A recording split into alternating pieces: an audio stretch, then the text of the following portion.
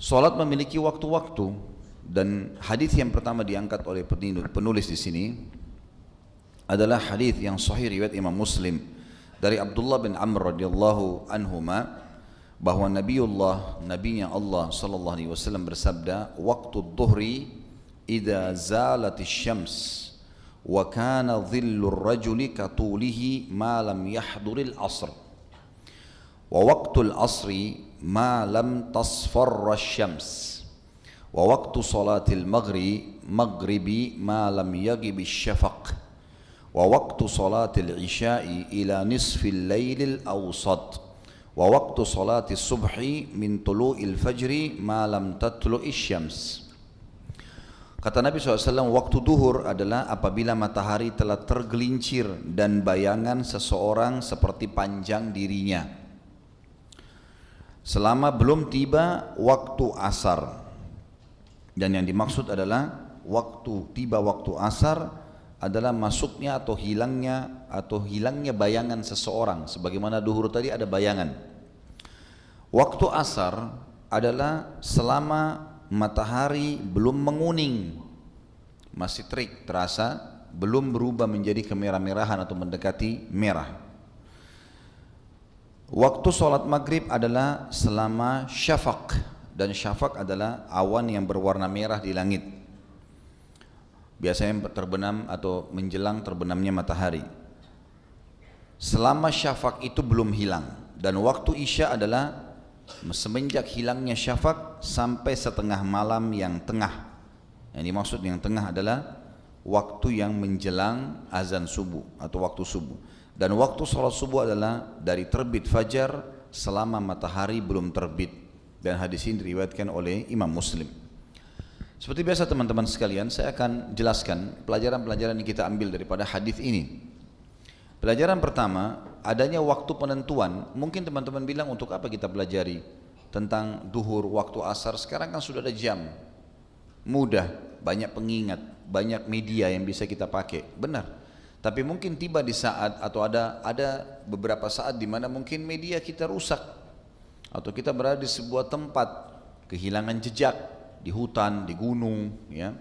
Kita masuk ke dalam sebuah pedalaman desa, kita nggak tahu ini sudah masuk duhur atau enggak. Nggak ada sinyal HP, nggak bisa kita cek.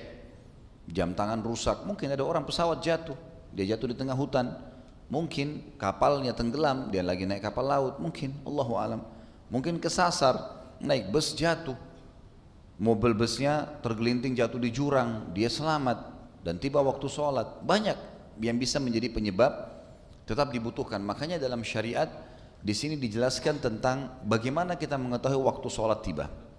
Duhur dijelaskan, saudaraku seiman, adalah kalau bayangan seseorang sudah setara sama badannya. Jadi kalau kita berdiri di terik matahari, kita akan lihat tidak ada bayangan kita. Berarti itu sudah masuk waktu duhur. Itu sudah masuk waktu duhur.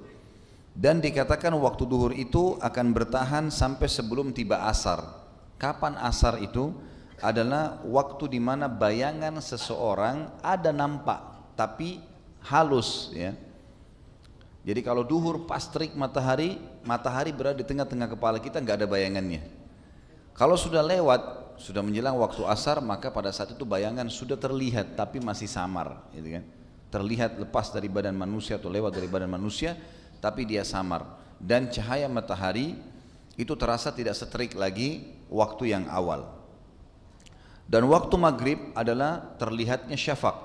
Berarti kalau masuk waktu asar, duhur habis. Waktu maghrib tiba berarti waktu asar habis. Syafaq adalah berubahnya awan yang terlihat yang tadinya kuning cerah menjadi merah, kemerah-merahan.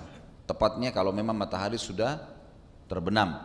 Dan kita biasa kalau melihat matahari terbenam, maka kita akan temukan kalau mataharinya sudah tidak terlihat lagi, awannya berwarna kemerah-merahan. Dan ini waktu syafaq, ya, yang dikenal dengan waktu maghrib. Dan waktu maghrib adalah waktu yang paling pendek sholatnya, karena hanya dari munculnya syafaq, awan merah, sampai hilangnya awan merah. Itu sangat pendek. Dan waktu isya adalah hilangnya awan merah sampai menjelang waktu subuh, ya. Kemudian subuh, dari semenjak kelihatannya fajar, biasanya dalam hadis yang disebutkan ada dua jenis fajar, fajar kadhib dan fajar sadiq. Fajar kadhib adalah waktu subuh yang belum masuk waktunya. Biasanya selisih waktu diantaranya adalah ukuran 50 ayat Al-Quran. Kalau sekarang kita bisa mengatakan 40 menit, ya, 45 menit. Di beberapa negara Islam tetap dijalankan sunnah Nabi SAW dengan mengerjakan azan subuh 2 kali. Azan subuh pertama itu dianggap dengan fajar kadhib atau belum masuk fajar yang sebenarnya. Dan Nabi SAW di bulan Ramadan mengatakan, kalau kalian dengarkan azannya Bilal maka makanlah, silahkan, masih bisa. Dan kalau kalian dengarkan azannya Ibnu Ummul Maktum, muadzin yang kedua, maka berhentilah, karena memang sudah masuk azan subuh yang sebenarnya. Ya. Membedakannya kata sebagian ulama adalah kalau fajar kadhib langit masih gelap, dan kalau fajar shadiq masuknya waktu subuh yang sebenarnya, seseorang sudah bisa melihat ke langit dan sudah bisa melihat ada cahaya walaupun masih lembut, ya, belum pada transisi perbedaan antara malam gelap dengan sudah mulai terlihat terang walaupun belum ada matahari. Itu yang dimaksud dengan fajar shadiq. Dan hadis ini adalah hadis pertama kita yang menjelaskan tentang adanya waktu sholat itu sendiri.